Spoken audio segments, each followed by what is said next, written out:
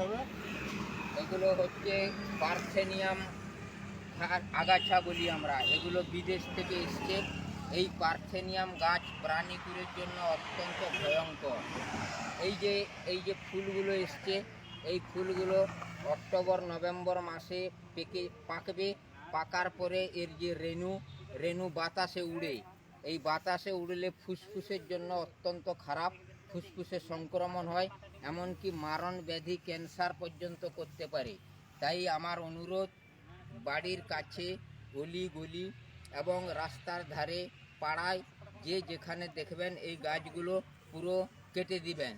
এগুলো কেটে দেওয়ার পরে আর আগুন লাগিয়ে দিয়ে পুড়ে দিলে আরও ভালো। না পুড়তে পারলেও কেটে দেওয়া অত্যন্ত জরুরি, কারণ